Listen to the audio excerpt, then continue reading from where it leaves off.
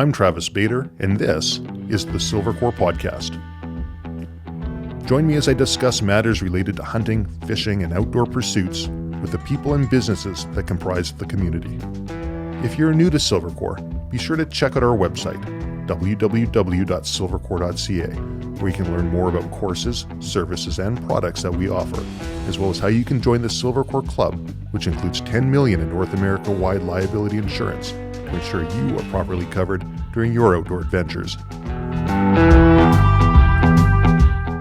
Silvercore has several contests and giveaways running right now, and here's a reminder to check out the silvercore.ca website to learn more about the current Glock gear giveaway, as well as the postal match, which is free to all Silvercore members across Canada, with prizes which include firearms, steel targets, accessories, courses, and more.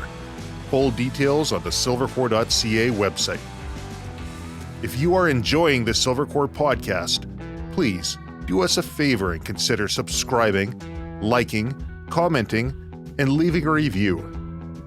Likewise, if there is content that you would like to see featured on a future Silvercore podcast, let us know. You can also check out the Silvercore Club Facebook page and join in on the conversation. Today I sit down with longtime friend Marshall Lowen as he recounts growing up in rural Manitoba and his adventures and misadventures while hunting and trapping across Canada. Marshall spent over 44 years serving his country as a member of the Canadian Armed Forces. He is a firearms instructor, hunter education instructor, a proud member of the Métis Society, and served as vice president of the Vancouver Metis Society for many years, and now sits as an elder who has been bestowed with the honor and responsibility of being selected the captain of the hunt. All right, so I'm sitting down with Marshall Lowen. I'm on location, so if the audio sounds a little bit different, we're not in the studio this time. My head is spinning right now with all of the information that we've already talked about over the last couple of hours, and hopefully we can condense some of this into the podcast for our listeners. Thank you, Marshall, for having me into your home. My pleasure. Let's get a little bit of background on you. You grew up in Winnipeg, did you? Yes, I was born at a very early age in Winnipeg. My father at the time was a fighter pilot overseas, so I spent the first 4 years of my life at my grandparents' house, surrounded by women. My mother, my aunts, my grandmother. Probably quite spoiled as a child, but I was sort of invested with the idea that it was my duty to look after people. Yes. And consequently, pretty happy childhood. We get into sort of, what are your activities as a child? Well, and I was drawn to the outdoors, which can be inhospitable sometimes in Winnipeg, particularly in the winter. But any chance I got, it was my mom taking me and my grandfather to the parks, to the different places. Got an early fascination with animals, wild animals, and sort of watching them and being interested in what they do. As I got a bit older, my dad came back from overseas with some souvenirs. Sure. He brought back several handguns and a couple of rifles. And I'd already been sort of training with, starting with a cork gun, going to the BB gun, going to the air rifle, improving it. In my preteens, one of the sources of income was going after the gophers in the fields. Tell me about that. It was something that kept me busy. I generally did it by myself. And off I'd go with a Cooey single-shot 22, which was convenient in the back porch, along with a tobacco can with a fair bit of ammunition in it. And the idea was to eliminate the gophers. So the idea with the gophers was eliminate them, and there was profit in it because the municipality had a bounty on gopher tails. Right. So we didn't have to bring the gopher into the municipal hall, but we had to bring the tail. So shoot the gophers, cut off the tails, and then head into town to the city hall and municipal hall. And there was a clerk there who had an interesting job. I guess it wasn't his sole job, but he would count out the tails you had, and you got 2 cents per tail. Sure. There was a bit of profit there because I think a box of 22 shorts at that time was about 50 cents. So you made a little bit of money. But I remember my friend coming in with me, and we came to the sort of, I wonder what they do with those tails, you know. Yeah. And we thought about it for a while, and we couldn't think that there would be actually any practical use for those tails. So what we did was thought about it, and he said, you know, I bet you they throw them out. I bet you if we come back on Saturday and go through the garbage cans, we can find the tails. So we got up early on Saturday and headed down. Of course, the office was closed, and went out the back and started rooting through the garbage bags. Yeah. And sure enough, there was a paper bag, and came up with the great idea of recycling. So we ended up carrying on for quite a while, but of course after a while they started to smell. My mother was concerned doing the laundry, what I had in my jeans, so a lot of them got thrown out, but it was sort of an early case of recycling for us. They paid more for coyotes, but it was hard to recycle a coyote because they snipped the ears off. Okay. The skin. But would you get paid by tail for coyote as well? No. Just got, I think it was like $2 for a coyote. But okay. As I say, you couldn't take it back twice. They'd give you the skin. They just cut the tips of the ears off. So if you brought a skin in with the ears, they knew you'd already been paid for it. They're getting wise. Yeah. You know, the recycling in those days, you know, they think recycling is a new thing, but, you know, having a wood fire and, you know, my grandfather worked for the railway from the time he was 15. And, you know, the wax paper that the bread came in was used to wrap the sandwiches and put in the lunchbox, and it came back, and when it was no longer good for that, it was okay for starting the fires and everything. So recycling wasn't something that was new. It basically, all the milk bottles were glass, so they all got recycled. They all went back and got washed and reused. Yeah. So you started hunting and trapping at a pretty young age. Yeah, besides the gophers, I used to set up snares for the rabbits.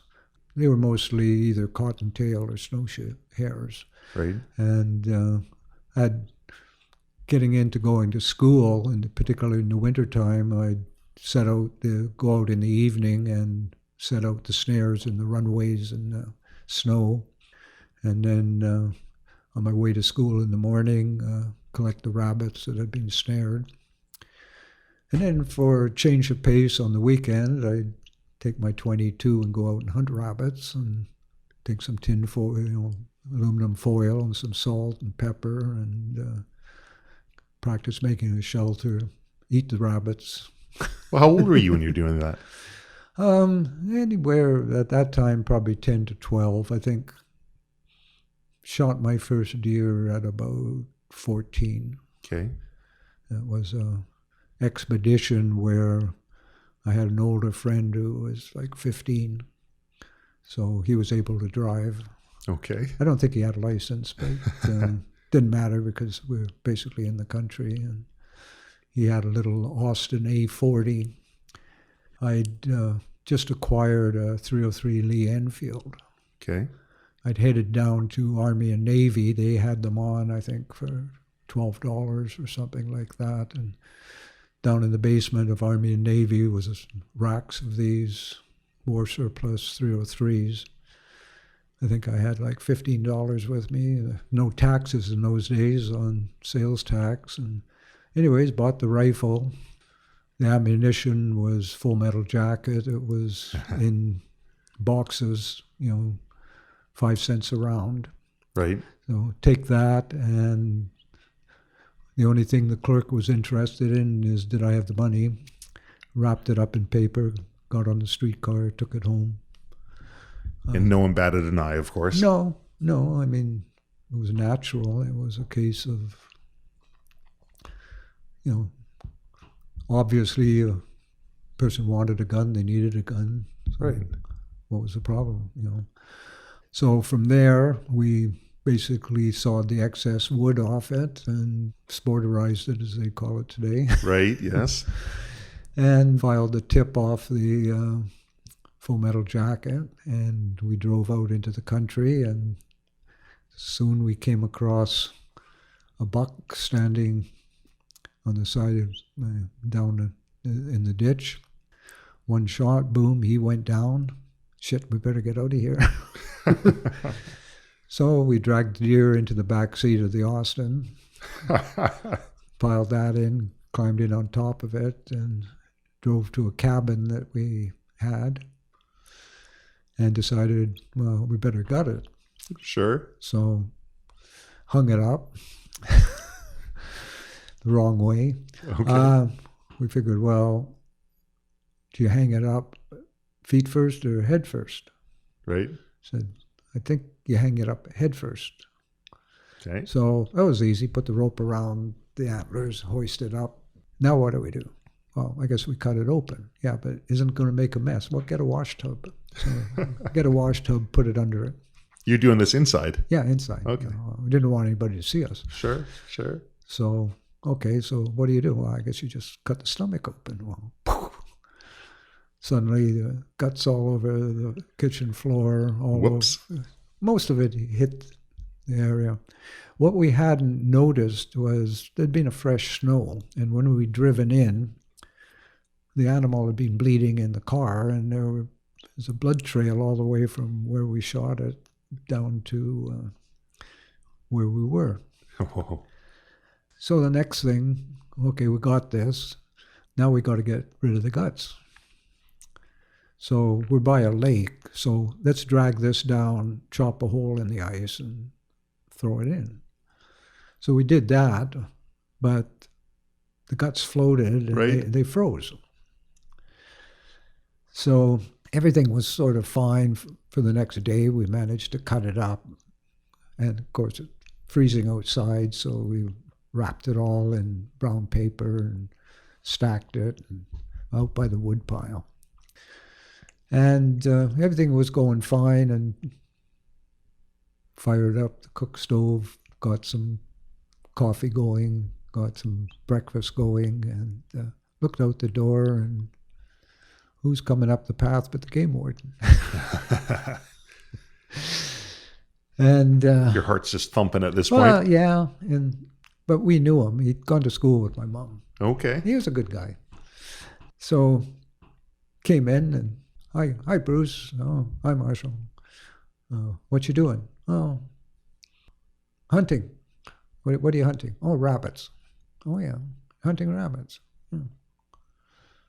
Okay. So he looked around. We'd sort of cleaned up inside. He said, geez, you must have really got a shitload of rabbits. I said, what do you mean? He said, well, all the blood all over the place. He said, what'd you do with the rabbit guts? Threw them in the lake. Yeah. Oh, okay. So he had coffee with us, and he left, and I saw him go out to his truck and then head down to the lake, look in the lake. Yeah. He didn't believe you for 1 second. No, and then he just went up, got in his truck, drove away. Years later, I ran across him. I'd been overseas. I came back, and I went up to the lake. Stopped in the coffee shop, and Bruce was in there. And he said, oh, you've been away for a while. I said, yeah, I've been overseas. So he said, yeah, I heard. He said, what are you up to? And I said, oh, I'm going to hunt ducks. He said, yeah. Yeah, he said, there's real pile of ducks out, on that little lake. He said, but you know what the limit is for ducks? I said, yeah.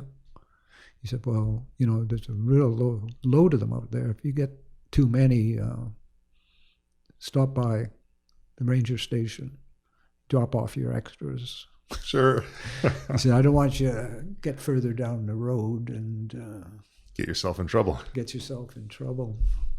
So this is sort of the arrangement that we had with the game warden. And my dad and I, every Thanksgiving, my mom would make Thanksgiving dinner and my dad would go to hunt ruffed grouse. But this one season, for some strange reason, grouse season was opened late, but prairie chickens were open. Okay.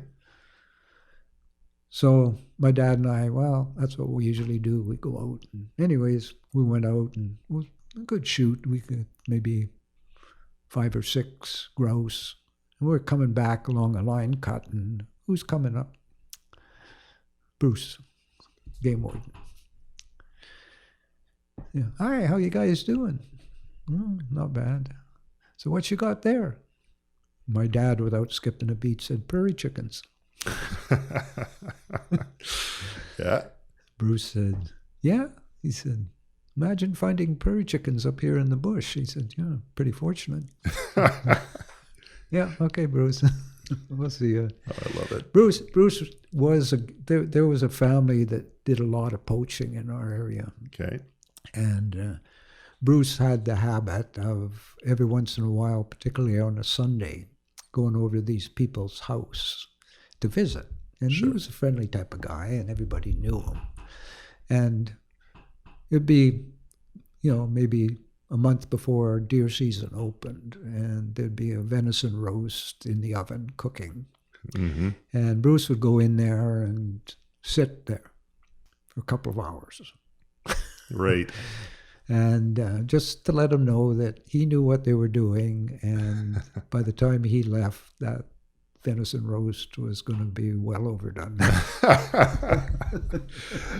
Bruce sounds like a good guy. Yeah, he was a great guy. We would, pull little tricks every once in a while, and I remember once I'd gone out, and one of my friends said, look, I can't get out. Can you knock a deer down for me? Here's my tag.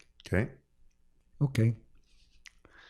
Anyways, I went out and I knocked a deer down for my friend and put his tag on it, and had his license. And I'm dragging it out to the road, and who comes along but Bruce? Yeah. So, hi, Marshall. He's, hi. Oh, hi, Bruce. What you got there? Oh, 4-point whitetail. Yeah, nice one. Let me take a look.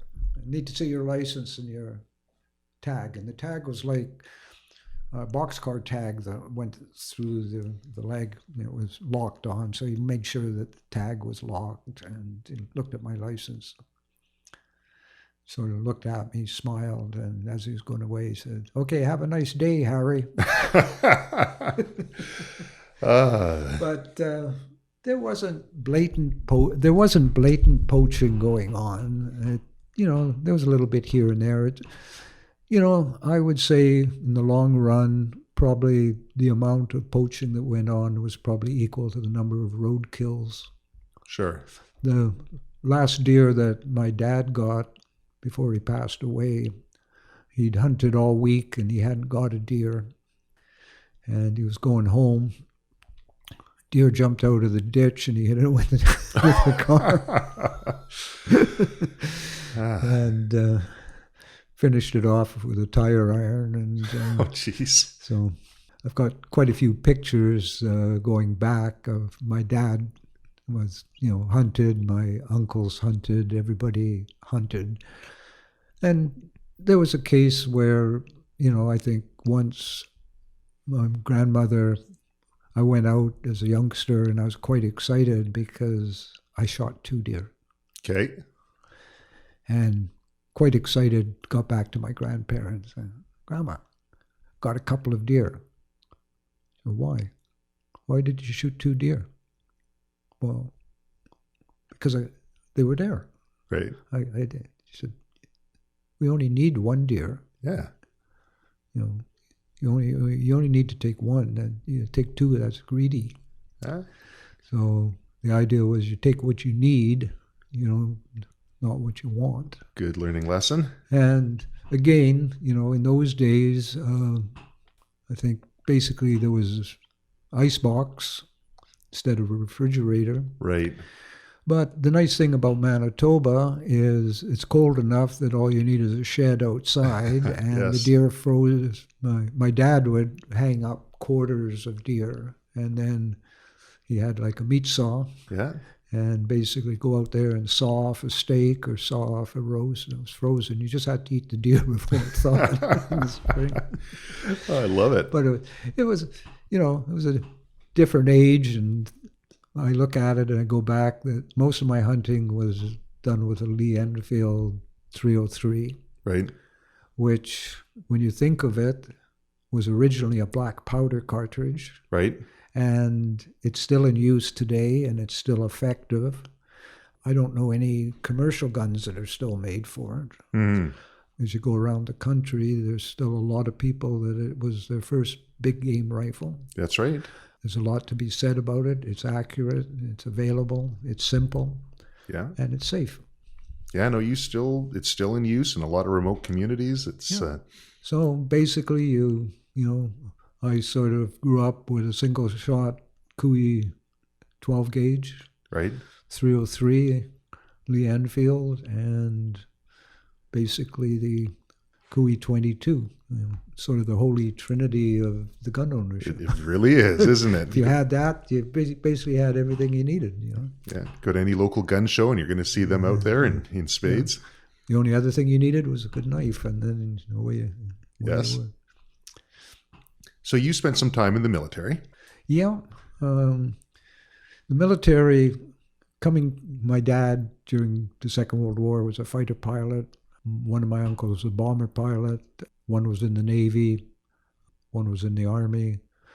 All my uncles basically were in the military during the Second World War. In the First World War, one of my uncles was killed, great uncles was killed. The other suffered injuries and ended up with what was called shell shock in those days, which would be PTSD today. Died quite early in his life. And coming from a military background that can be traced back to the 30 Years' War in the 1600s, and then actually before that. Wow. I'm probably, because mainly of my experiences, I'll probably be the last one in my line that will be in the military. Mm. I think it sent shivers of... Yes. But, the way the world is going and, the attitude of people, we have freedoms which people fought and paid for. And people don't give second thought to them today. The right to protest, for example, Right. wasn't, given to them by a bunch of radicals. It was given to them by what was won in wars with countries that wanted to deprive us of all those rights. Mm-hmm. So, because of my love of shooting, I got into cadets, and I've been in Army cadets, Air cadets, Sea cadets. And what I excelled at was marksmanship. Right. And, as a young kid who could do something well, and adults were impressed, and you had the mentors who could take you through it, and to be able to go into competition, plus all the free shooting and free ammunition. You can't go wrong there. You can't go wrong, and again, it's, a little bit... I sort of used to joke that at the time it was one of the few, Olympic sports you could do lying down. It's true. It's true. All the other, when I got into coaching, which is natural progression from marksmanship, I always thought that it's kind of interesting that people get hopped up. If you're going into most of the sports, you basically get pumped up. Right. And the coach is there to pump up his people, get them all excited. And a shooting coach is exactly the opposite. Yeah. You've got to calm them down, get them relaxed, Yeah. almost a type of meditation to be able to go through it.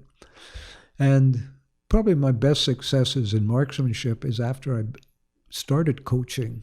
I guess I started to follow what I was preaching. Right. Myself. Funny how that works. Yeah. And, I was competing against people half my age. Okay. And it's not necessarily a young man's sport. Reaction time is faster for the younger, but as long as your health, that you don't have tremors, and because the whole thing with marksmanship is, not supporting with muscles, but supporting with bone. Right. And basically, muscular has nothing to do with marksmanship. Well, as long as you've got muscles in your finger, Sure. and you can squeeze a trigger. I did quite well in rifle shooting. I wasn't that good with shotgun because it's two different techniques. Mm-hmm. So if I ever go for geese or ducks, it usually takes me a little while to come up to speed, that I don't have the marksmanship skills in shotgunning that I do. An interesting thing, my dad was better with a shotgun Okay. than a rifle, but he was Air Force, and they trained with shotguns. Plus, in a fighter plane, they're doing a similar thing where they're using deflection. Sure. So he was good at that. And when I first started hunting with my dad, when I'd be about 5 or 6, I had the Cooey single shot. My dad had an Ithaca. The deal was, if the grouse was on the ground, I had to shoot the grouse, but I had to shoot it in the head. Okay. If it took off, then my dad would shoot it with a shotgun. But his ethics were he would not shoot a sitting bird. Right. So now, just a couple of hunting trips ago, I was shooting. I now shoot mainly 308. Right. The boys had just knocked down a couple of deer, and I was going back to the truck to get some rope, and there were a couple of grouse. So 2 shots, I shot their heads off. And Still got it. the boys came back. I got out to the boys, and they said, "What were you doing?" I said, "Well, I shot a couple of grouse." "What, with 308? "Oh, don't worry." Right. And the amazing thing is, a lot of people would think that's really difficult, but technically it's not. No. And it can be done, providing they don't duck their heads or whatever. Sure. But I guess part of it was honing the skills at a young age with, shoot the head off a grouse. Well, that's it. Yeah. A lot of practice. For fun at the range, for years, I would shoot pennies at 50 yards, 100 yards. Wow. And recently I was wondering about, are my rifles getting bad or is my shooting getting bad? So went down to Reliable, and they had some Weatherby rifles that are now guaranteed 1 minute of angle Right. out of the box. Right. For people who don't know, 1 minute of angle is 1 inch group at 100 yards, Right. 2 inch group at 200 yards, et cetera, et cetera. So I thought, well, okay, here's a rifle that's guaranteed. And now I've got a benchmark. If I can shoot this rifle, and my other ones are wonky. But again, a good ritual of cleaning your rifle, making sure everything's tight on it, following your proper procedures of trigger control, breath control, Yeah. whatever. So what it's boiled down to in the last, I can go back probably 20 years, and every year I get my deer or elk, and it's a one shot. Yeah. And people say, "Well, don't you miss?" And I said, "Yeah, I either kill it or miss it, but I don't wound it." Right. And part of the answer there is I basically won't take a lot of shots. I pass them up. Right. No, no, that's not a clear shot. A lot of people just, I had a hunter with me once who, I took a shot at an elk at 300 yards. Why? Well, I wanted to see if I could hit it. Nope. Not a good idea on this hunt. Yeah, no, exactly. That's, you only take shots, you got a reasonable chance of making. Yeah. On the animal, it's not the place to be testing your marksmanship skills. No, exactly. And you see, this is the problem with a lot of people. The question has come up, particularly on some of the Métis hunts, and people have asked me, is hunting a sport? And my thought on it is, no, it's not a sport. I do traditional hunting, and it's something we do, but to me, a sport is a competition. Mm-hmm. And there's a prize given out. And from the traditional hunting aspect, it's something that we do that's part of our culture. Mm-hmm. And it's, yes, there's a bit of a competition, but you're competing against yourself. Right. And as far as a sport, I don't think the animal would consider it. No. That. So when we look at it, it's, yes, shooting is a sport. I go to the range. I've certainly been at Bisley. I've been at Connaught. I've been at different shooting competitions. And yes, you're competing against other people. But to me, killing an animal isn't a sport. Mm-hmm. No more than, growing up, I would have to kill a chicken. Right. If you're going to have dinner on Sunday, I didn't consider it a form of sport. No, not at all. It was something that had to be done. You catch a fish, you bunk it on the head, you gut it. Yeah. Is fishing a sport? I guess you could consider that if it was catch and release. Right. I've never been a fan of catch and release myself. Well, not me either, because the thing is, I enjoy fishing. Sure. But again, people have said, what's a good hunt? What's a good fishing trip? And people will say, oh, if it's successful, oh, it's if you get game or you get fish. And the thing is that the areas that I've gone and the areas I've seen in British Columbia and elsewhere in the world, you wouldn't see unless you went out there to do that. Right. Just the experience with nature. And again, with the idea of the traditional hunt, where you're providing food for the community, food for yourself and your family, and you're utilizing a resource that's there, and it's a renewable resource. Mm-hmm. So we go through rituals that acknowledge basically the sacrifice of the animal, mm-hmm. the respect to the animal. And respect is something that is also from hygienic point. We are very careful we don't contaminate the animal. One of the things I tell people when we're hunting is that you treat the animal with respect. Right. You treat the meat with respect. You Right. You wouldn't take a meal and throw it on the floor, drag it across the grass, treat it with disrespect. So you have to treat the animal with respect, and you have to, when the meat's there, it has to be treated with respect. And that makes sense, but go to your local butcher shop and take a look at the animals hanging there that are covered in mud and debris. And well, this is it. And we butcher all our own meat. Sometimes my wife says, why do you do all that work? And, I say, because I care. right. And if I come across something when I'm butchering that I don't like the looks of, then basically that gets discarded. Mm-hmm.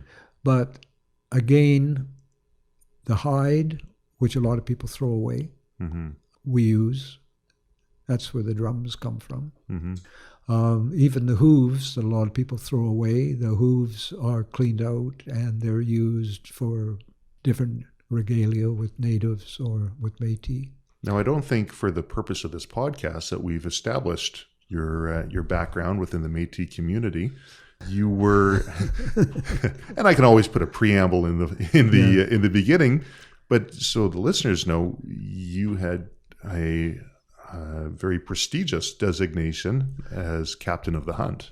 Yeah, it's a culmination of a journey, and growing up, being drawn to the outdoors, and not being overly shy, I would approach people, particularly up in the Winnipeg River area, the Northern Ontario, and ask them. So I had mentors who would show me how to skin a beaver. Mm-hmm. They would show me this is how this is done. How do you set a trap for a muskrat so they don't suffer? The drowning traps. There's a humane way to kill an animal, and there's inhumane ways.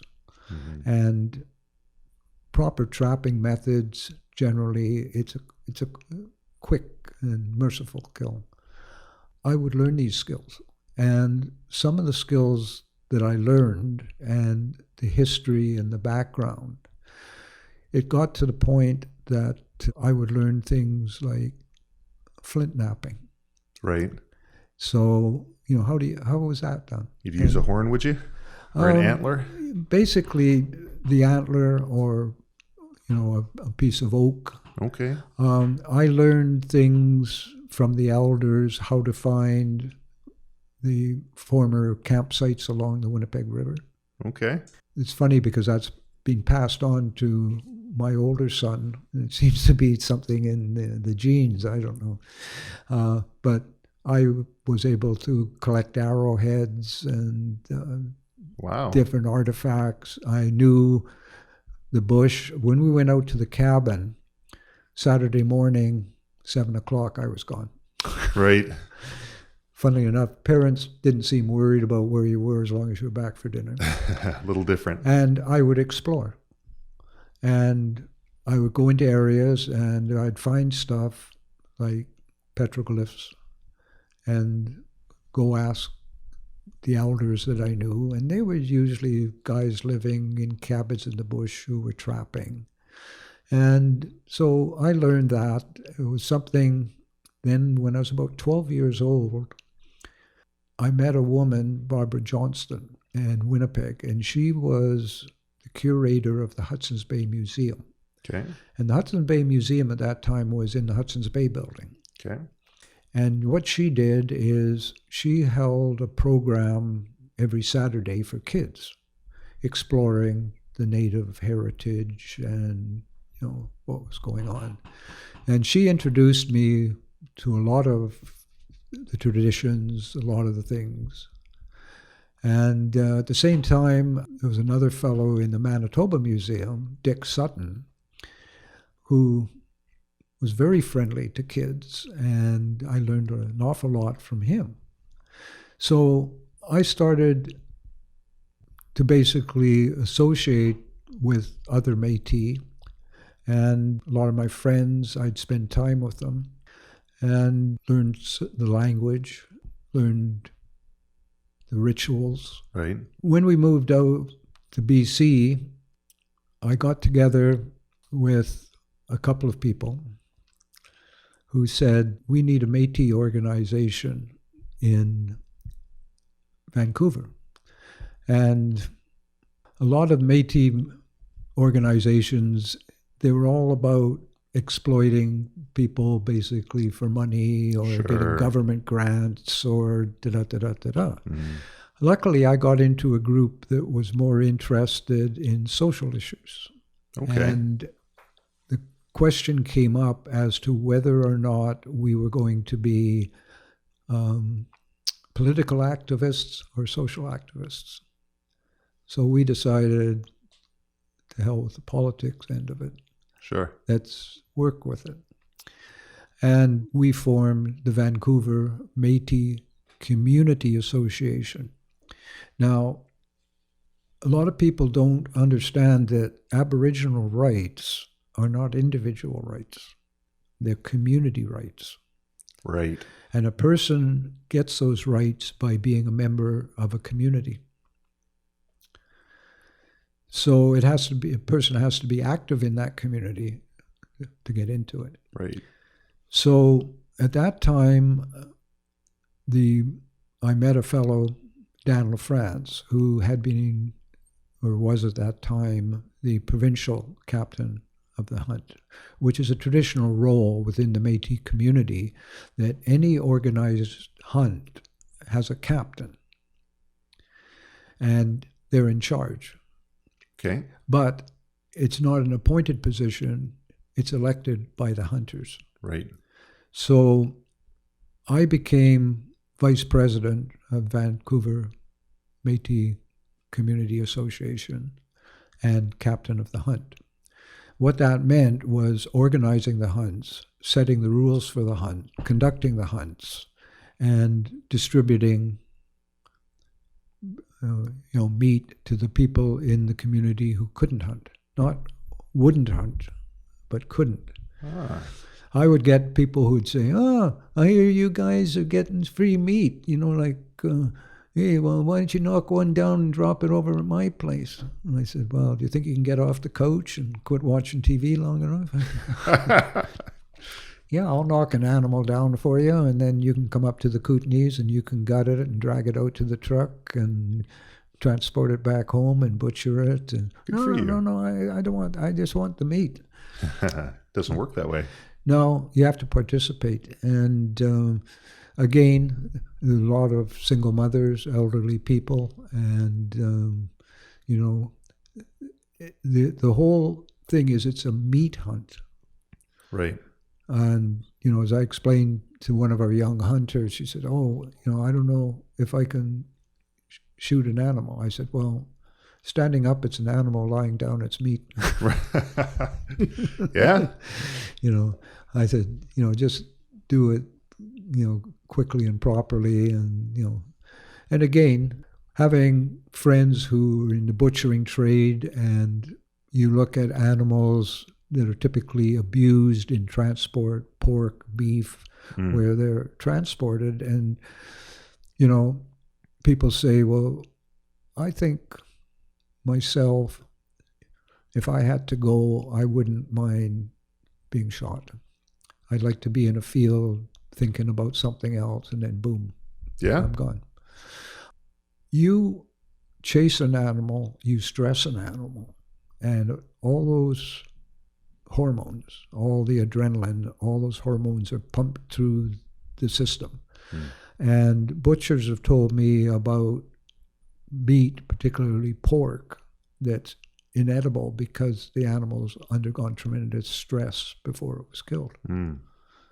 And, being starved, being transported, being moved from place to place. And I think, again, I look at quality of meat. Mm-hmm. I would rather take a younger animal, a yearling, if I can. Mm-hmm. And as far as ethics, it's not that we're out there slaughtering animals and, bloodlust.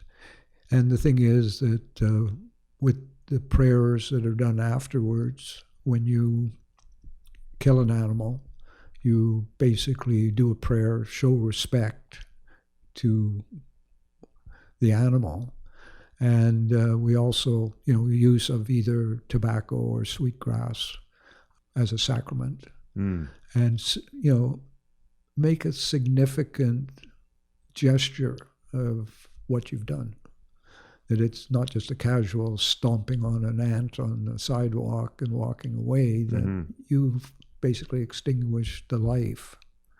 And one of the things in the rules of the hunt is we look at the sanctity of life and the permanence of death. Mm-hmm. And if you look at your steaks the same way, most people don't. No, it's just, so I think if you look at it and you realize where meat comes from, that it's not manufactured in the back of Save-On in plastic packages, that, it actually came from a living thing. You were mentioning earlier before we started recording that you've got 3 rules that you pass on to the younger hunters. Yeah, well, a couple of things there. One of the things that we look at is that life is a precious thing, and you don't kill things needlessly. So I remember with one young fellow, hey, can I shoot that bird? Can I shoot that bird? Well, why do you want to shoot the bird? Well, I just want to shoot the bird. You going to eat it? No, I just want to kill it. Hey, 3 things. You can kill it if it's going to eat you. You can kill it if you're going to eat it. And you can kill it if it's out of balance and it's causing a problem basically in the environment. Otherwise, leave it alone. Yeah, good rules. Okay. So we were on one hunt, and my friend's young daughter and son, I think his daughter was 6 and his son was 8. And we'd set up a little shooting range by the camp. And they were there shooting at tin cans. Don't shoot at bottles. They break. Tin cans, they're okay. Even more fun if they've got pop in them. Sure. Yeah. On a hot day. Anyways, the young girl came to me and she said, can we shoot those bloody squirrels? I said, well, why? Why do you want to shoot the squirrels? Well, they keep bothering us. So I sat down and I said, here's the deal. Right.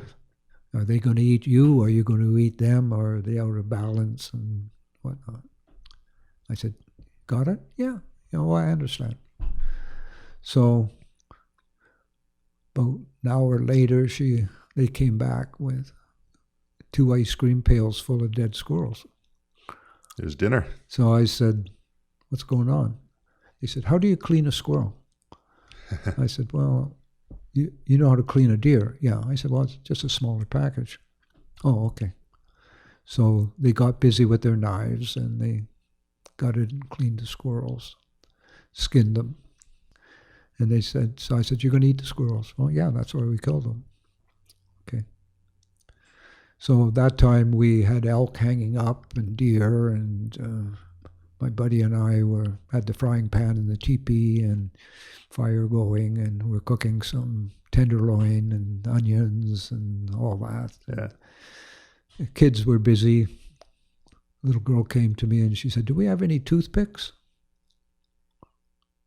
I said, there's a whole forest of them out there. Oh, yeah, that's right. And off she went, came running back. So they had sticks with squirrels on them. Yeah. So I said, do you guys want some elk tenderloin? No, we've got squirrel tenderloin. Yeah, proud as punch, I'm sure. And they'd taken the tenderloins out of the squirrels, and they're like as big as your little finger. And they'd done exactly what they all knew what to do with a deer. Okay. So it's okay. So the next question came out. Okay, we're going to cook the squirrels on a stick. How do we know when they're done? I said, that's a very good question. She said, because, I said, when you can pull the meat off, they're done. Oh, okay. Got any barbecue sauce? Yeah. Here's a barbecue sauce. So they sat there eating squirrels. I love it. But again, the thing was, nothing goes to waste. Right. And then they wanted to know, could they eat the squirrels' livers? And I said, no, I think we'll draw the line there. I've never had squirrel liver. I said, you never know what the little devils have been eating. And I said, I'm not familiar with any known recipe for squirrel liver. Yeah, no, me neither.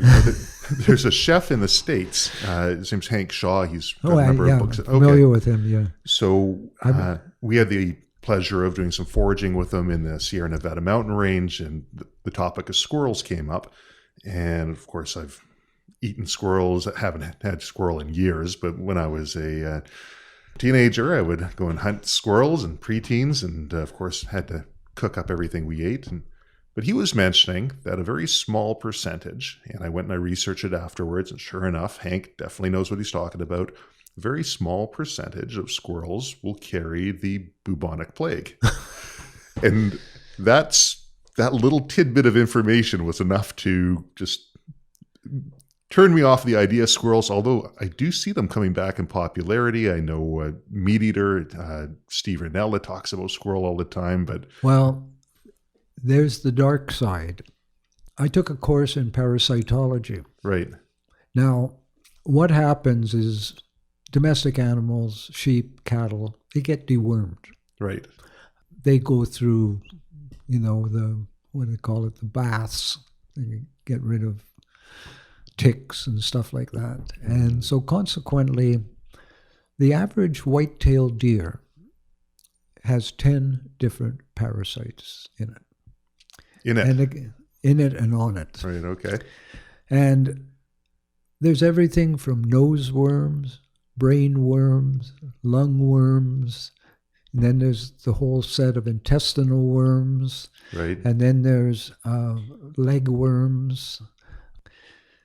Generally, in an animal, and most of the meat and even the urine is sterile.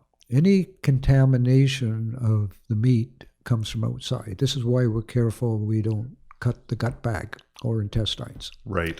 That's where the majority of the bacteria are. That's where the E. coli, the listeria, all the bad stuff is. So that's why we're very cautious about it. So we minimize that.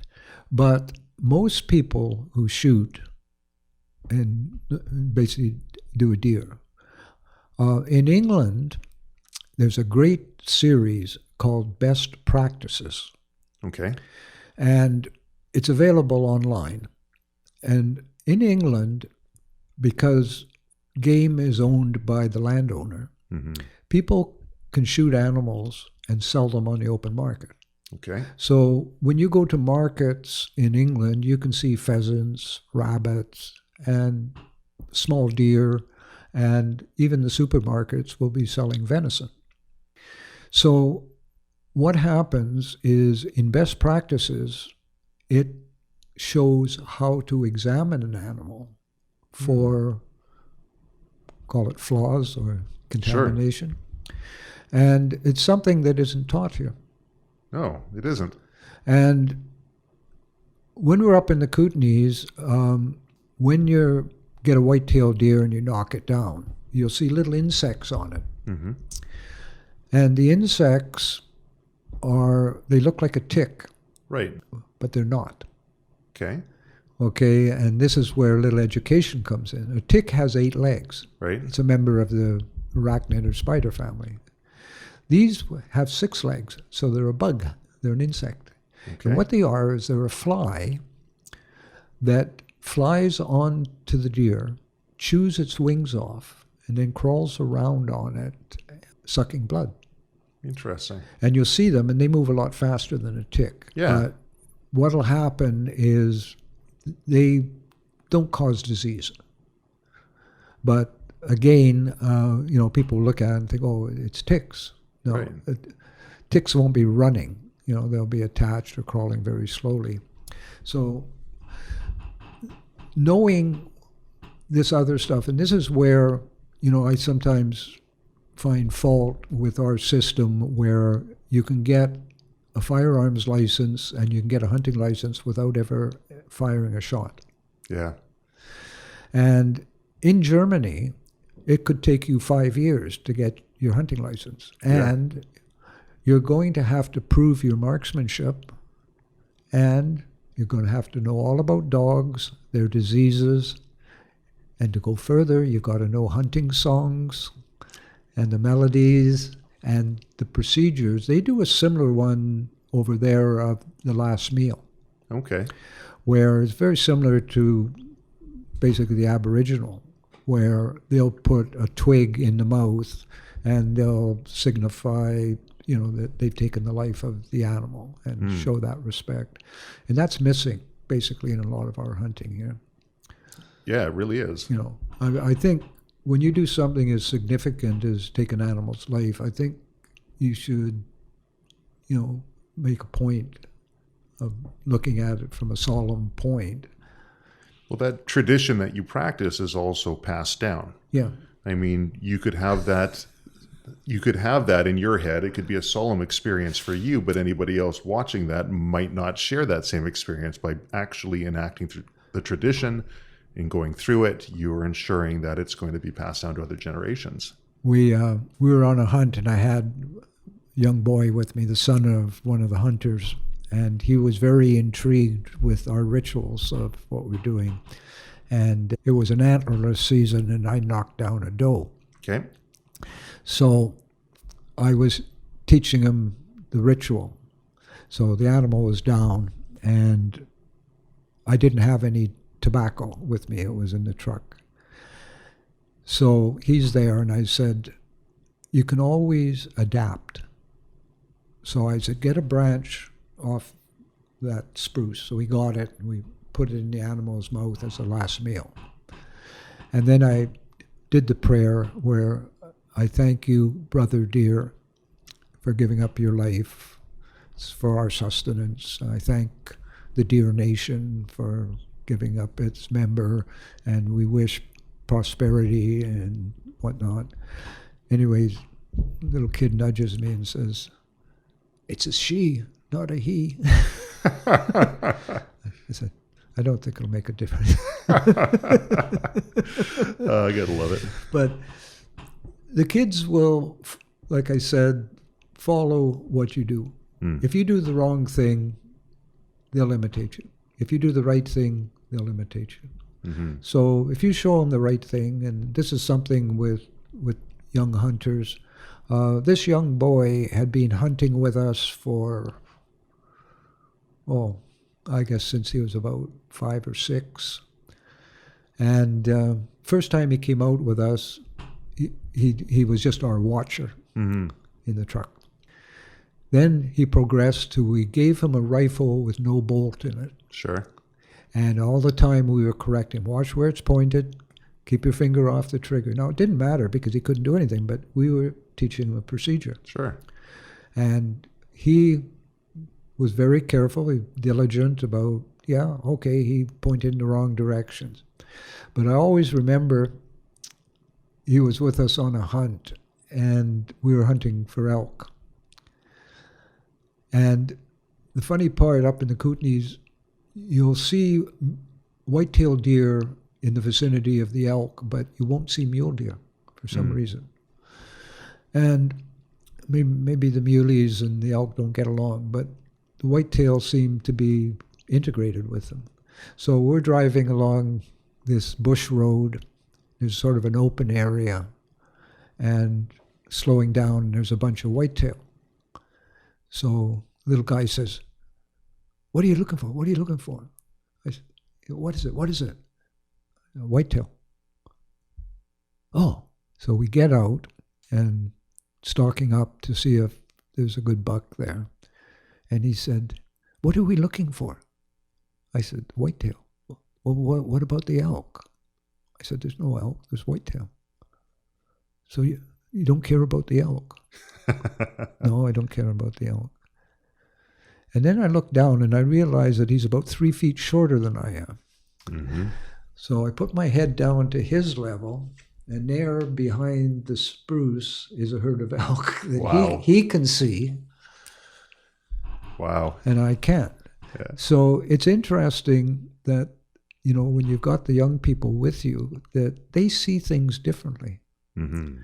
And when we're spotting and looking for things, sometimes, as they say, a fresh pair of eyes or a new pair of eyes, they see things, and of course, with him from a different level. Very different perspective, yes. And from a safe point, we then went onto a ranch where there was a fence line, and we're looking for elk. So we knew there were elk in the area, so we set the little fellow up on the fence line. His dad went one way, and I went the other way. And I came back, and I said, see anything? He said, yeah. He said, bull elk just came over the fence about 5 minutes ago. I said, did you have a clear shot? Yeah. I said, why didn't you take it? My dad's over that way. Good for him. So, again, the right answers. Mm-hmm. You know, a lot of times it takes more guts to not take a shot Oh, yeah. Oh, definitely. than to take it.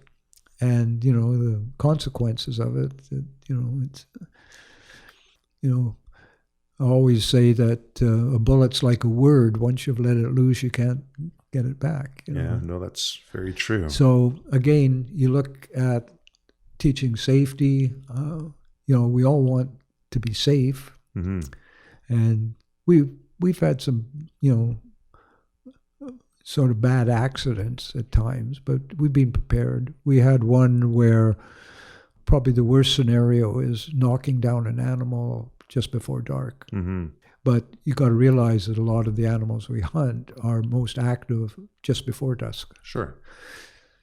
So we had one situation where a party of two, one of the elders and a woman, he just knocked down an elk, and they were basically gutting it in the dark, Mm-hmm. which they weren't prepared for. What had happened there was, while he's gutting, he pushed one of the legs out and yelled at her, "Grab this." And she reached out, and he had his knife in his hand. Oh, no. And she reached out and grabbed the knife and slashed her right across the palm. Mm-hmm. Now, the bad part about that was I'd made it back to camp, and we carry radios. Mm-hmm. And anyways, I've got the radio on, and because everybody's coming back.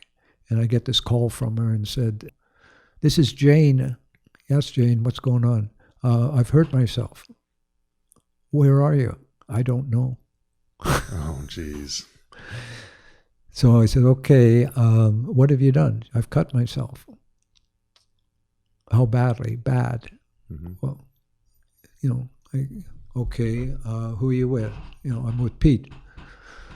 "Okay, I want you to lie down, get Pete to make a snowball, put that in your hand, and I want you to lie down and hold your hand up in the air." Mm-hmm. "Now, where are you?" "Well, I think we're down the power line road." "Okay, how far are you down the power line road?" Yeah. "Are you past the cattle guard?" "I think so." I said, "Okay. I'm going to drive the power line road, and I'm going to flash the headlights." I said, "I'll bring the other guys with you." "Do you have a flashlight?" "Yeah." "Okay, I'm going to flash the lights. When you see the headlights, you know, do it." So anyways, we got her out, but she was cut pretty bad, and we ended up having to take her into Cranbrook Hospital. Mm. The only good part about that is when we gut animals, I like to have latex or nitrile gloves on. Right. And while we were waiting in the emergency room, there were quite a few of those laying around in boxes. So Good for you. we got a supply for that hunt. You know. But prior to taking her to the hospital, just for a hint, they still have first aid stations on the highways. Really? And you'll see signs, first aid station, certainly. But we were lucky there was a mill that was operating close by, and they have industrial first aid people. Right, they do. So we went to the mill first, and they looked at it, and they said, "No, you better get her to the hospital because we think tendons could be cut, and it's going to need some serious stitching." Right. That's a good tip, actually. You know, so again, being prepared, and this is where I just shake my head in the news that I think it was just recently a bunch of snowmobilers went up country and got snowed in. Like, does anybody look at the weather forecast? I know. I had one of the situations with one of the youngsters. One day they came along and, you know, "It's my turn to get a deer. It's my turn to get a deer." We let them have turns. Yeah. "I want to get a deer. I want to get a deer." "Okay, but look at the sky." Yeah. No, look at the sky. "Well, I want to get a deer. I want to get a deer." "Okay, let's go get you your deer." So we drive up to what we call the deer fields. Sure. And, okay, there's your deer. So get out. And he's a good shot. Mm-hmm. So down goes the deer. And he said, okay, do I got it? No. Throw it in the back of the truck. Well, don't you usually got it? Yeah, we usually, but look at the sky. Mm. Yeah. It's, I got a deer. Okay. So we go back, and there's a snow squall coming in. Yeah. It starts with rain, and it's going to be miserable. So we've got the teepee set up, and my buddy and I go in the teepee, and we take the two boys, throw the deer off at the meat cache, which is away from the teepee. And so, okay, you got the radios? Yeah, okay. Well, we're going back to start the fire in the teepee. Oh, about 10 minutes later. Have you got everything? Yeah, we got everything. Okay. So next thing is, hey, you guys, can you bring us some water? What do you need water for? I thought you had everything. Well, no, we don't. And, Brian's cut the gut bag on the deer. Oh, no. Okay, we'll bring you some water. So get in the truck, couple of canteens, throw it out the window. Well, this time it's pissing with rain. Yeah. And it's really coming in. And next thing we get back, and it's, okay, how are you guys doing? Oh, pretty good. You got it hung up yet? Oh, yeah, we're going to, okay, only about 100 yards back to the teepee. They come in like a couple of wet rats. Okay, sit down, take your clothes off. The fire's going, one thing and another. And I said, so what did you learn? What do you mean? I said, what did you learn? Well, a couple of things, I guess. Okay, so what was that? Well, when you tell us to look at the sky, we should look at the sky. Yeah, that's number one. I said, and what's number two? Oh, well, number two, I guess make sure you have everything. I said, yeah. And anything else? Can't think of anything. How about don't cut the gut bag? Life's full of those learning lessons, isn't it? Oh, yeah. Well, it was funny. We had a new hunter, one of the last trips, and he said, why are you guys so careful about cutting the gut bag? Why don't you want to cut the gut bag? What is it? So one of the other kids took him over, and the guts were on the ground. He said, here, put your head down here. He put his head down and oh, jeez. Popped it. And oh, now I understand. Hey, some people have to experience it. Well, one of the other ones happened with my son. And he got the chance of his first 6-point elk. Nice. And we were on ranch land. And, I think everybody should, they're not great meat because they're in the rut. But, I think, okay, I'm not a trophy hunter, but I think, okay, get one in your lifetime and you can save that. So, and they smell. So anyways, he takes a shot at this thing, good shot, sort of quartering away from him. It goes right in, does like a heart shot on it, and it crumples into a barbed wire fence. So now we've got a 6-rack in a barbed wire fence. Yeah. So anyways, we extricated it from there, and okay, we're not supposed to gut it on the ranch land, because if you gut, nothing will grow there for about a year. So we're supposed to take it into the tree line. So get it into the back of the truck. So it takes us, by this time, probably 20 minutes, half an hour, and the animals start to bloat pretty quick. Sure. So anyways, trying to get the elk into the back of the pickup truck, and my son's behind it, okay, pushing. Oh, no. And it gets into the back of the truck and lets this big elk fart out. And right in my son's face. And so he goes, immediately starts to gag, and then goes over to a tree and throws his breakfast up. And so he's got that now, the epithet that, the one thing he can't stand is elk farts. No kidding. Oh, man.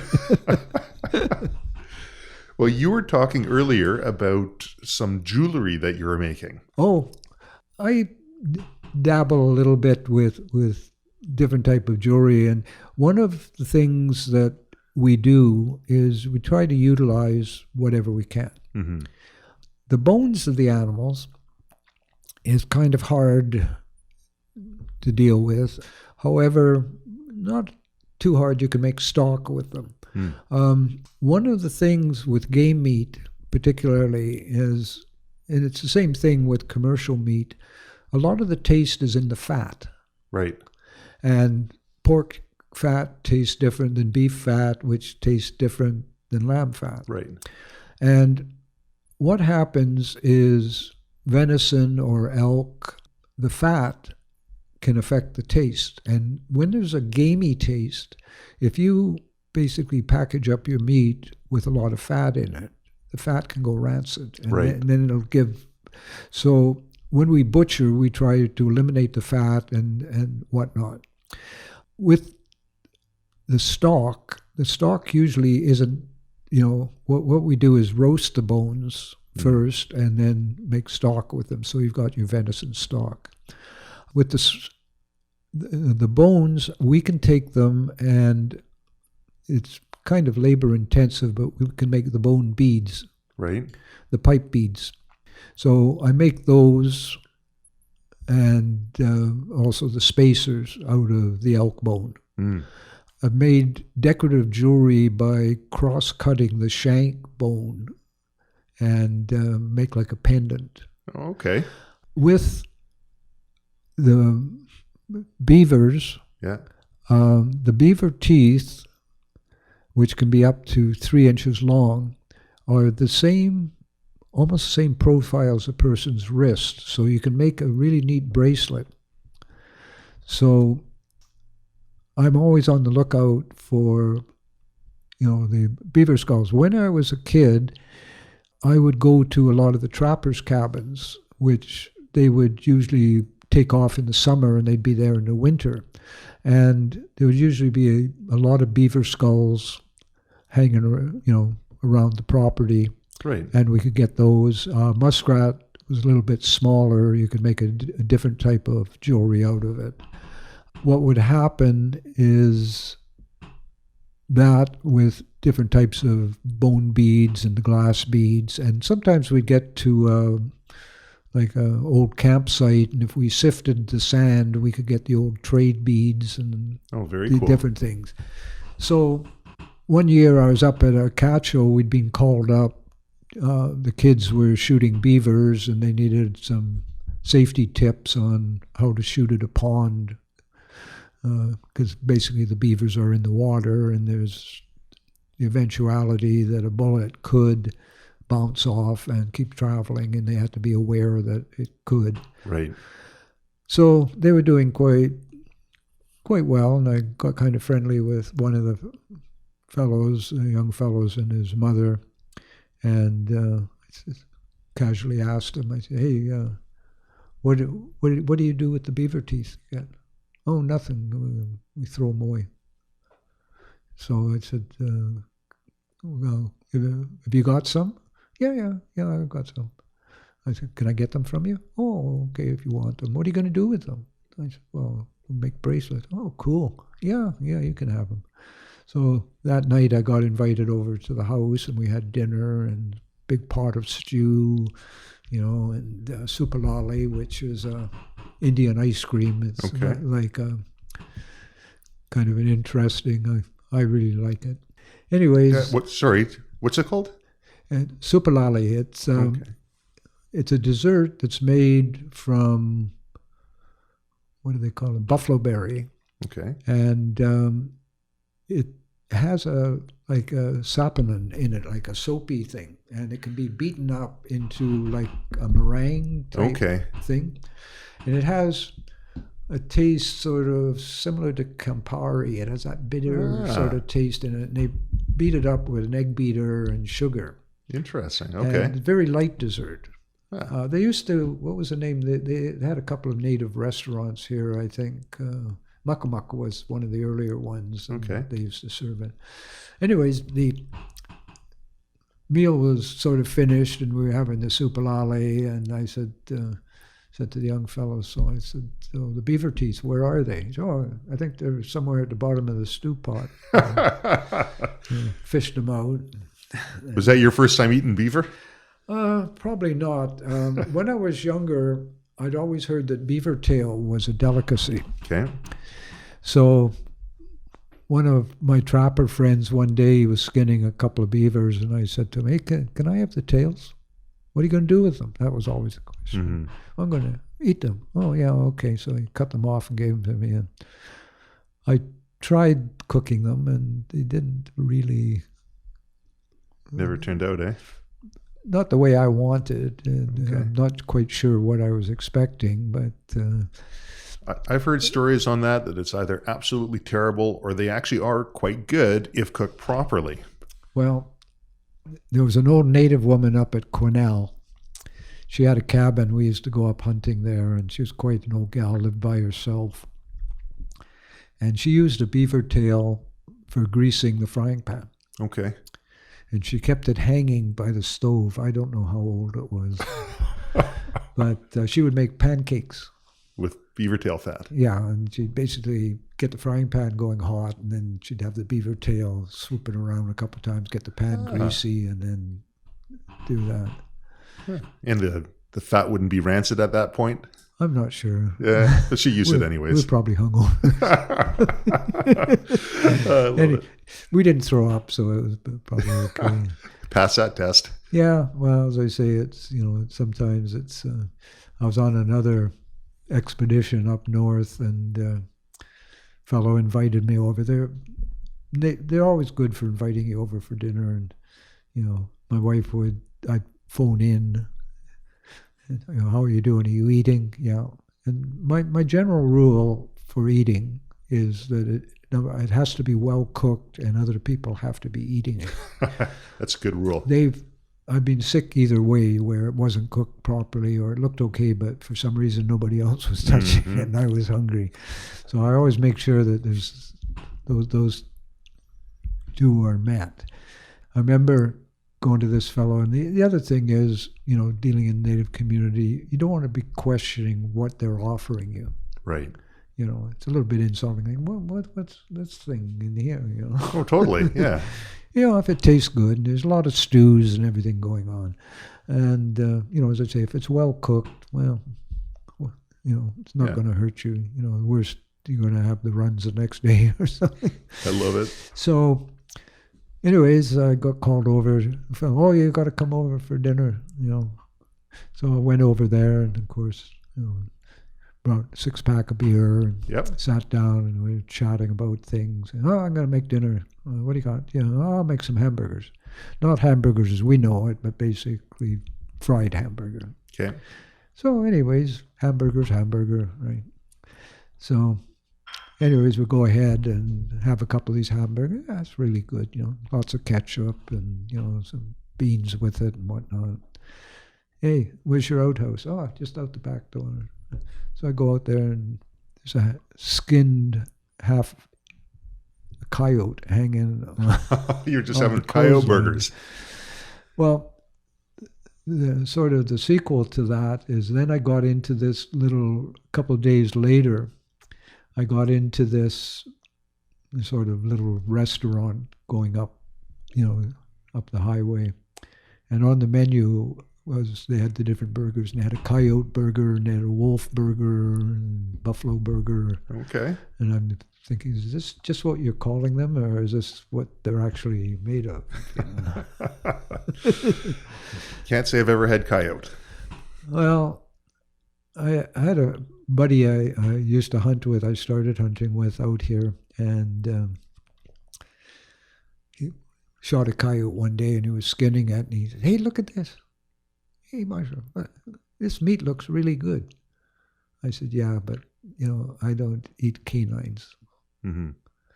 So he said, "Yeah, but look at it, meat, really good looking meat." So I said, "Well, what are you going to do?" "Oh, I'm going to take some of it. Make sure you cook it well." Mm-hmm. So anyways, this fellow, Gordy, he's eats coyote, he's eaten cougar. Mm-hmm. But there's a reason why people say, do you like vegetarians? I said, yeah, they're the only kind I eat. You see, you look at bear, which is an omnivore. Mm-hmm. You look at pork, pigs are omnivores. Mm-hmm. And of course, we can get tapeworm, whatnot from them. Mm-hmm. And I was discussing this just the other day with the coronavirus, that the fact that the major ancient religions, Judaism, Islam, they had dietary rules. Sure. And they were there for a reason. They called pork unclean Mm-hmm. because, of course, they didn't know what the problem was in those days, but they knew that some people who ate pork got sick. Mm-hmm. Some people who ate shellfish got sick. Mm-hmm. So, hey, let's be careful. So if you look, going back to the parasitology, if you look at the life cycle of parasites, what happens is if you vegetarians, like animals, vegetarian animals, don't have the parasites that are passed on to carnivores. Right. But makes carnivores who eat other carnivores will pass that on with the life cycle of them. Right. So I was asked a couple of trips ago to look at some elk liver. I always laugh and say, I'm an organ donor. You want my liver? You can have it. After taking the course and finding out what the liver does and certain things, I became a little leery about eating liver. Mm-hmm. Up country, I take a look at this liver, I cut it open, and it's got cysts, not liver flukes, which are fairly common. Right. It's got cysts in it. And Okay. they're called hydatid. Okay. Now, this has a funny lifestyle cycle. I get this out of a elk. It's basically a herbivore. Right. Where did it get it? From eating grass that has the cysts on it. Right. So The- a carnivore the eggs. defecated on the grass, or Yeah. So what happens is I can't get hydatid from the vegetarian. But if those people were to feed that liver to a dog, I could get it from the dog shit. right. The wolf carries it on by eating the liver, poops it out on the grass. It sits there for a while, and then the cycle is another herbivore comes along and digests it, and it goes through the cycle. So that sort of put me off on liver, and that's why I say I'm an organ donor. I guess so. But that being said, they say you go back to looking at an animal and saying, okay, is there any sign here? Intestinal worms, well, they're going to stay in the intestines. Mm-hmm. Lung worms are going to stay in the lung. So there's very few parasites that are actually going to be within the muscle, with the exception of tapeworms. Right. And a friend of mine shot a bear last year, and he said, how do I check for tapeworm in the bear? I said, look in the diaphragm. Okay. Because the diaphragm, the muscle in the diaphragm is so thin that when you cut it out, you can hold it up to the light and you'll see. And you'll see it. Used to do freshwater fish also. I used to get jackfish, pike, and Right. pickerel. And again, they can have worms in them. Mm-hmm. And how you check them out, again, is hold the tail up to the light and you can see the cysts. That's a good tip. So you look at it that way, and again, I guess, but sort of the good news is a well-cooked worm isn't going to hurt you. That's. So again, go back to cook it well. Right. And again, when I go through the horrors of commercial meat, interesting story. with my friend Gord. We were sitting on a hillside one day, and we were talking about cleanliness of animals. Mm-hmm. And he said, the Creator was pretty smart. And I'm used to Gord. Yeah, Gord. Okay. I agree. He said, he put the arsehole behind them. Sure. I said, yeah. He said, that's good placement. He said, no animal walks in its own excrement. Mm-hmm. He said, they drop it behind them. Mm-hmm. He said, when you shoot a grouse, you smell its feet. I said, no, I don't. You should. He said, I do. He said, you should smell its feet. He said, its feet smell clean. Well, okay. He said, you ever smell a chicken's feet? I said, not recently. So he said, chicken feet stink. He said, they walk around in their own poop. He said, that's not right. He said, you ever see a stockyard? Yeah. Mm-hmm. He said, the cattle are covered with poop from head to tail. Sure. He said, deer don't do that. Elk don't do that. Wild animals are clean. Domestic animals are dirty. Interesting observation. So he said, then they pile them in a truck and they take them to the slaughterhouse. Mm-hmm. And he said, they bop them on the head, kill them. And he said, they all fall down on the floor. Mm-hmm.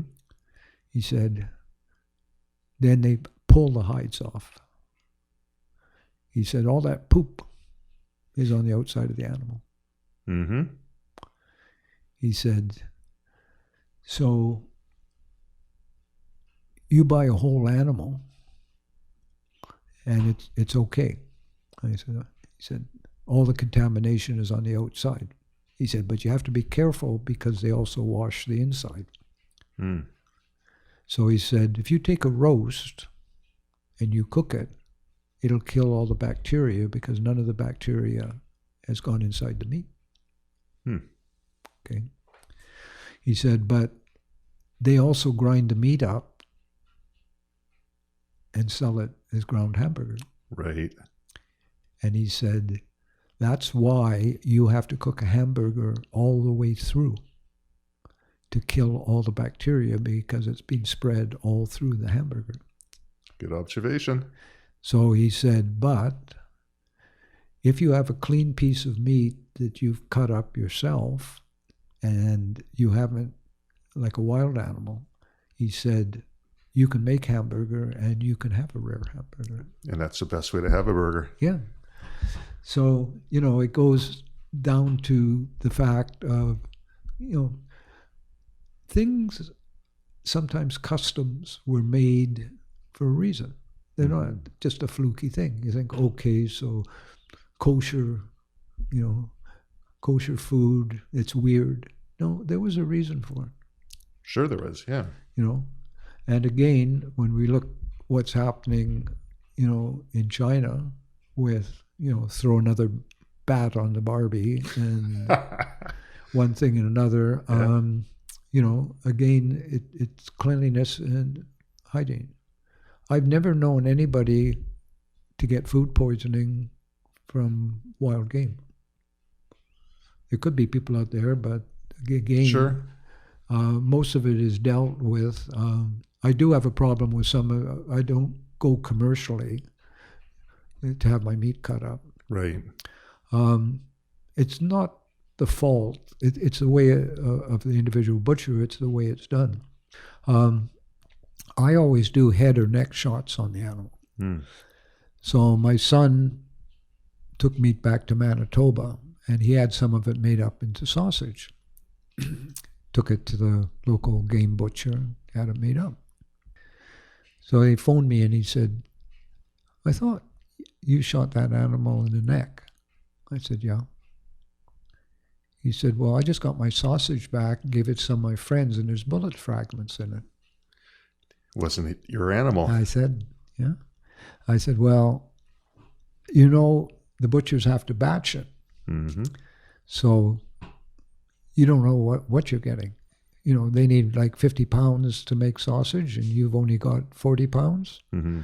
Put another 10 pounds in there, and then divide the sausage up the same way. Mm-hmm. That's why. And for years and years, I was convinced that I never got the tenderloin back. Mm. The choice bits. So I used to have to tell my butcher, I want everything labeled individually.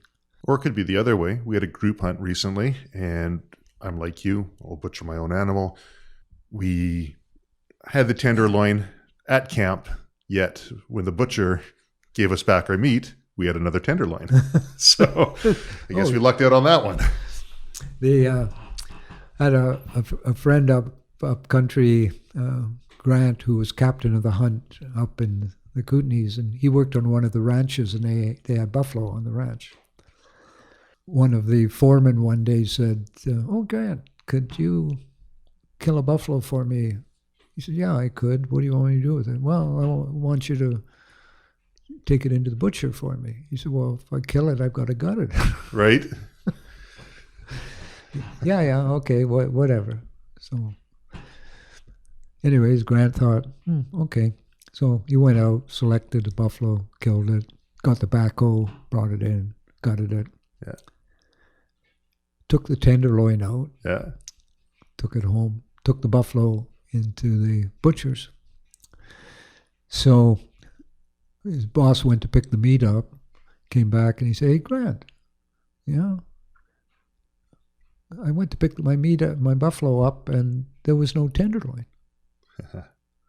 Grant said, "Yeah, that happens sometimes. Some of those buffalo don't have tenderloin." He said, "Really?" "Yeah." A couple more days went by. He said, came back, and he said, "I talked to the butcher, and the butcher said all the buffalo have tenderloin." He said, "He's probably lying to you. He probably took the tenderloin himself. A lot of those butchers do." A couple of days go by, and he comes back, and he says, "No, he's convinced he didn't take it." And he said, "No," he said, "the tenderloin is called the butcher's cut." "What do you mean?" He said, "I'm the butcher." There you go. So, again, but there's a little difference, as I say, the difference between a squirrel tenderloin and a buffalo tenderloin. It all comes full circle. Yeah. If you enjoyed this podcast, please do us a favor and consider subscribing. Until next time, I'm Travis Bader with the Silvercore Podcast.